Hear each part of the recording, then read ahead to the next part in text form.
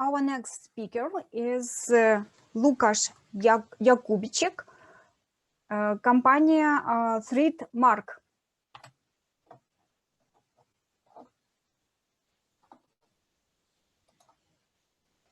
Okay, so welcome everyone, and thank you for this introduction.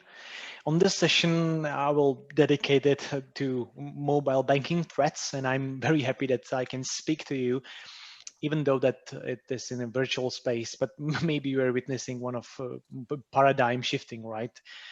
So again, my name is Lukas Jakubicek, and I work as a pre-sales engineer at ThreatMark. And well, at the end of this presentation, there will be my email as well. So don't hesitate to contact me if you have any questions related to what I will say to you. So first things first, let's briefly look at the agenda of the session. So we will discuss how you can get malware into your device. Then we look what happens next when you are infected. And I provide you also with some real life scenarios to show you how exactly it can happen. And next, I will elaborate a bit more what signs to look out for if you think that you have malware installed on your device. And then we will look how malware is avoiding to be detected. This is a very interesting part. And finally, I will talk about how the malware attack works step by step. So it will be very visual. Before we go further, I would like to briefly introduce the company that I work for. And this is ThreatMark, and it has more than 20 million clients that we are protecting all over the world. And we have more than 50 experts on board with a strong focus only on one product that is dedicated to the banks exclusively. So we do only one thing. All people are focused only on one product.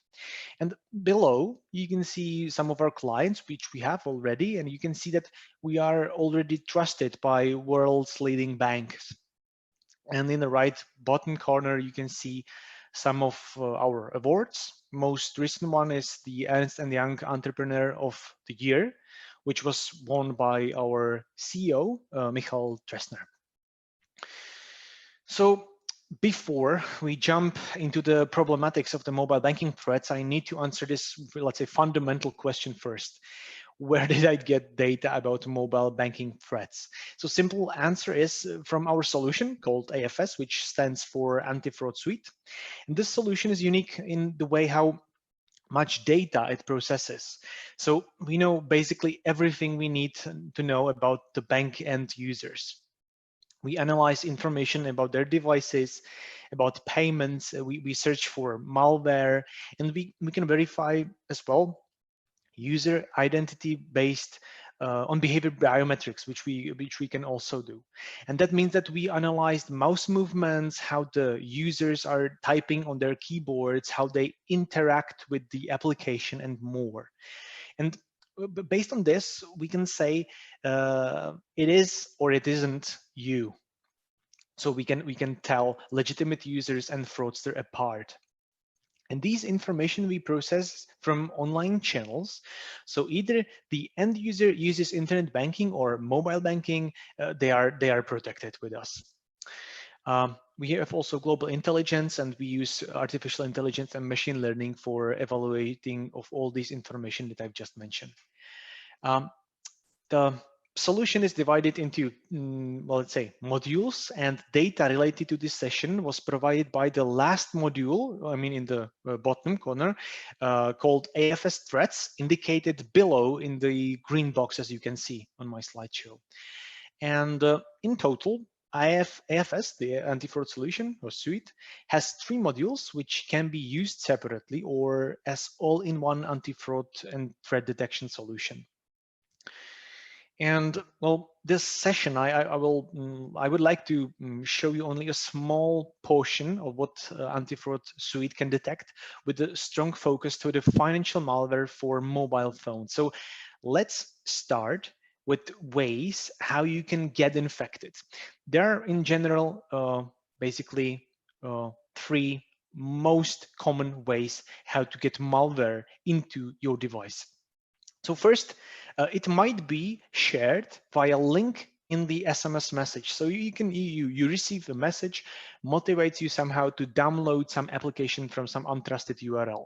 So it might seem that this is originates from your bank, or it might seem that it originates from your friend's mobile phone.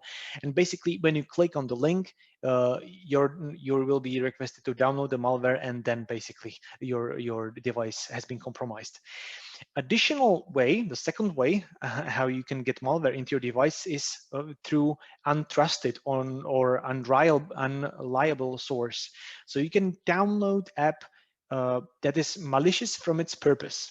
So there are lots of ways how to get it via some shady repositories, such as, well, GetJar, Aptoid, or Up2Down, or you can directly download malware from the torrent. You can download it from the file sharers, or even from Google Play Store. Despite the fact that Google is trying to fight it, but if you are not careful enough, you will get infected anyway. And the last, it's Trojanized application. This is not likely, but it happened several times before. So it goes like this, that the perfectly legitimate application falls into the hands of fraudsters and get compromised. And you just download the bad update. From that moment, you are infected.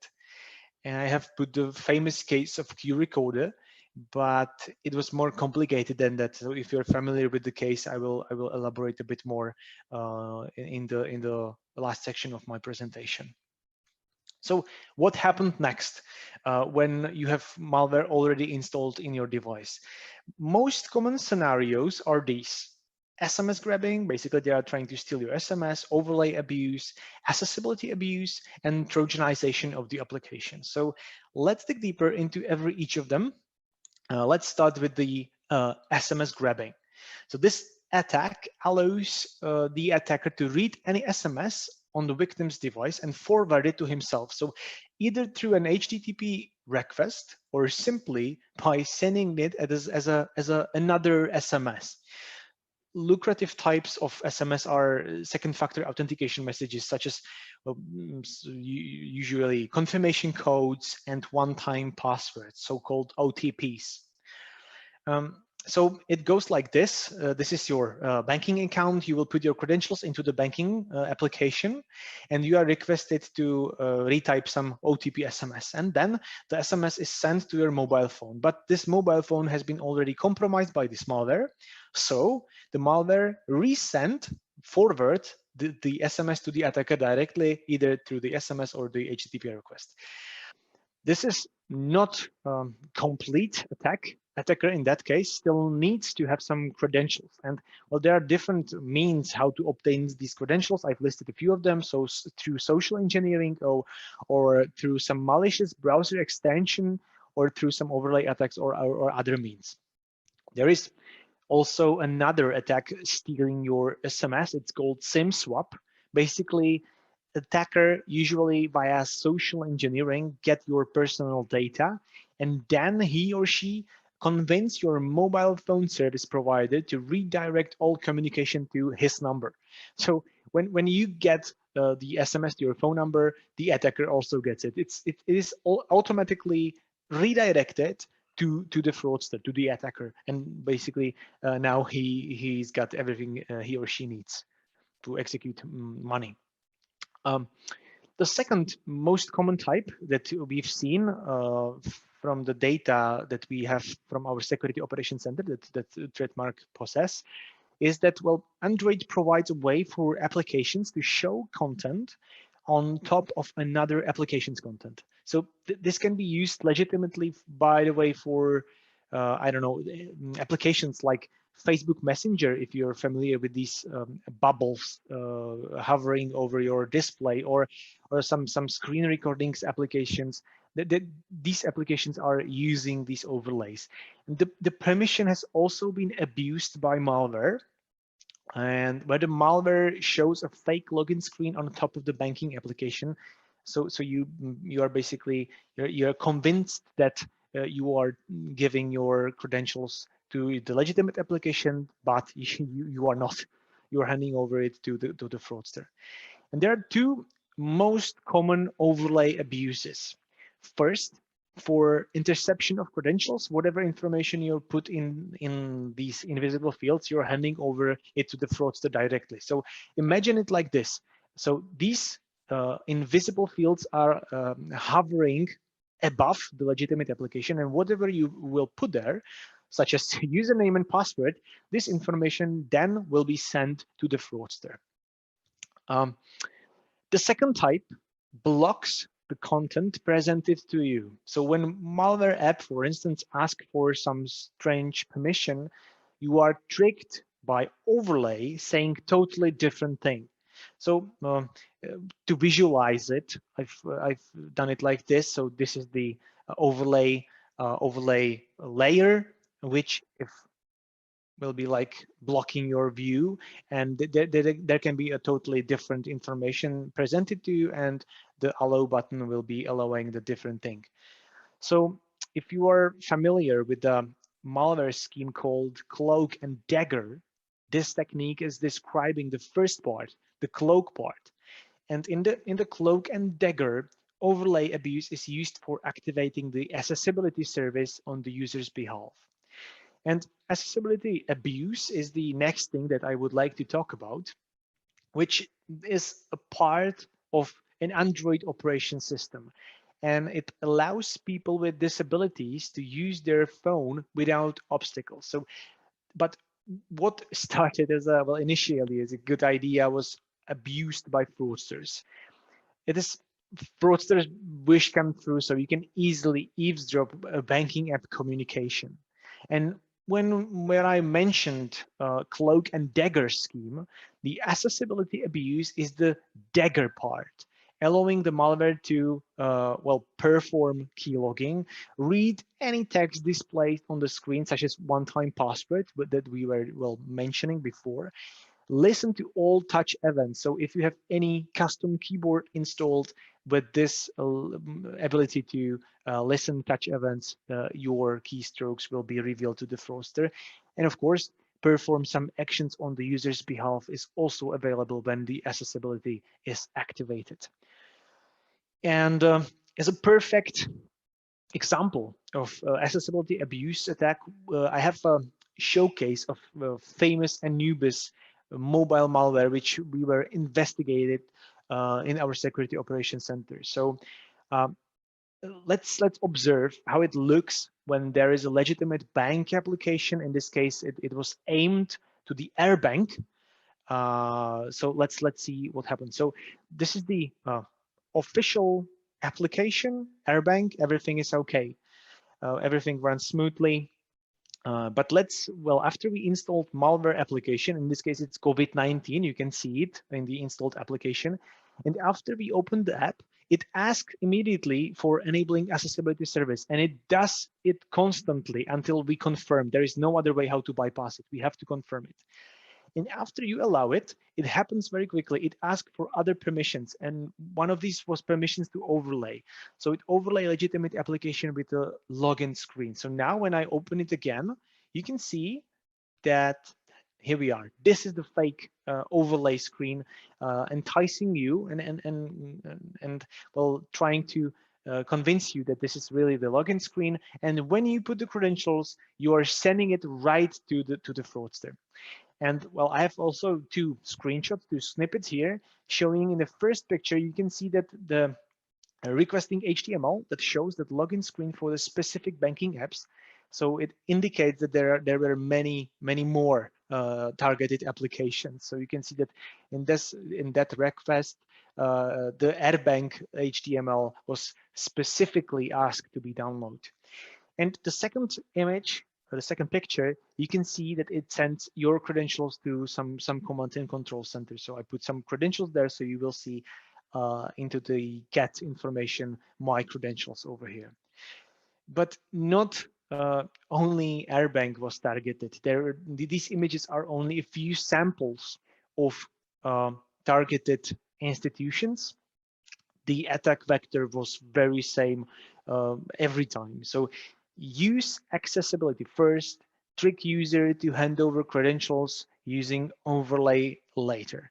So basically the same scenario all over again. You can see listed all banks that has been targeted by this malware, this Anubis malware. The power of accessibility abuse lays on the fact that with this service activated, or let's say enabled, you can allow any permission you want. So the malware can allow any permission it wants by himself to himself. So your phone from that moment, if you have the situation like this, your phone is in the hands of the attacker completely. The last thing that I would like to mention from the perspective of these schemes are the Trojanization. Basically, it's very simple. Trojanization occurs when malicious code somehow is added to an otherwise legitimate application. This means that the application may fulfill its purpose. For instance, maybe it's some kind of a flashy game or utility application, some flashlight, you name it. But on the top of that, there is also well, infected by malicious code. Some fraudster will basically pack his malicious code into the application. These attacks are, I would say, very rare because fraudster needs to first have full access to the source code of the legitimate application. As I said, it's not very likely. I've promised that I will mention once more the QRecorder, which was by media labeled as a, well, the Trojanization, but it wasn't so simple. Attacker bought the source code from the original author and then put it in the various types and various ways into multiple repositories, and he adds some functionality there. And functionality was requesting accessibility service first. So we've already seen that scenario. And compromised app still worked as a call recorder. That's a funny part. So you could really use the application for recordings of your calls. But when it was instructed from command and control server, basically server which is well, distributing some commands to these networks of compromised devices, it downloaded a payload, and the payload can be very devastating. It can contain basically Anubis, for instance. And QRecorder served as a, well, dropper for banking malware. So it was not exactly Trojanization as media presented to us, but it was more likely well, generating a dropper with the usage of source code application, which was previously perfectly legitimate.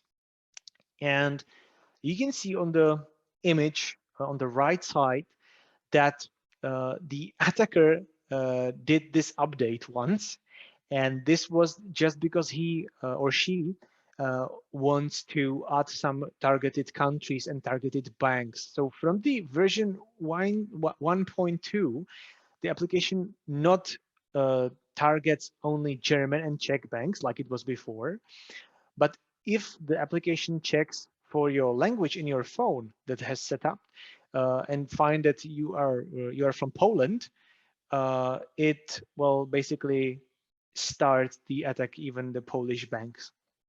So it was very it's very funny part of it, this this QRecorder situation.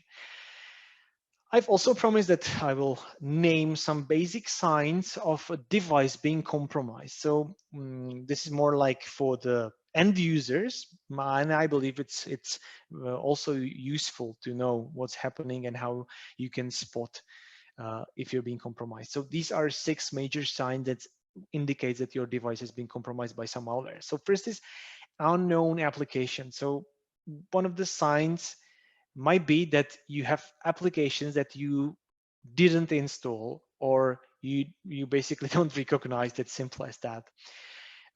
If your mobile data usage gets increased, so if you're, well, notice increase of your mobile and Wi-Fi data usage, it often might indicate that your device communicates with the command and control server. So that's very important to observe your traffic.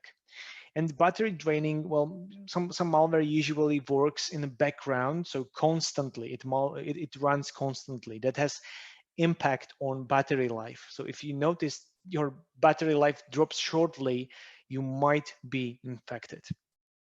Additional type might be a difficult uninstall, so malware that has enabled accessibility service, as we discussed before. It's almost impossible to uninstall these applications, and sometimes you really need to connect this device to the PC and well do some really heavy stuff to uninstall the application. And of course, the strange behavior, if your mobile reacts slowly, if you see some glitches, if your device somehow, well, behaving strangely, it might be the first sign that it has been infected by malware.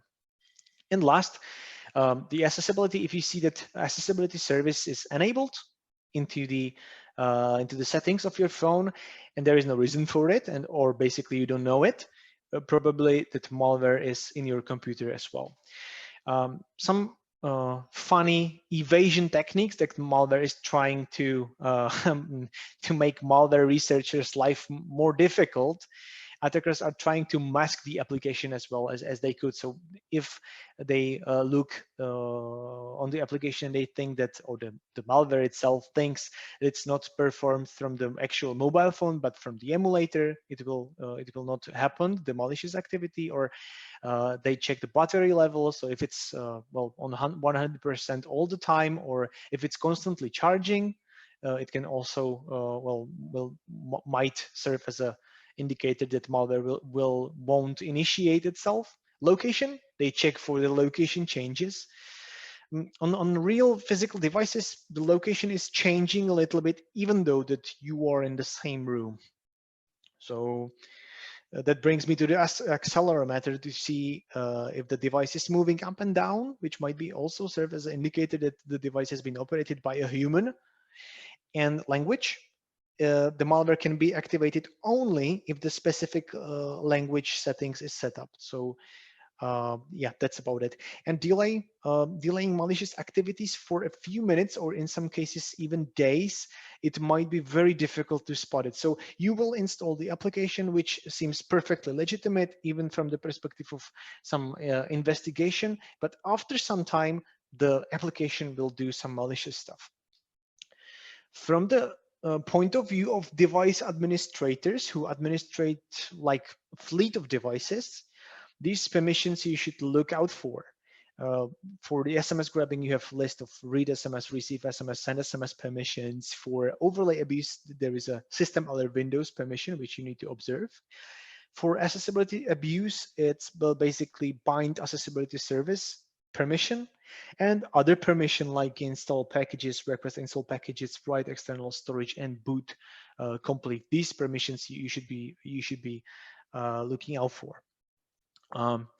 So your MDM solution, your mobile device management, should also notify you, or let's say give you the information which applications installed on the end user's device have these permissions enabled. This is very crucial.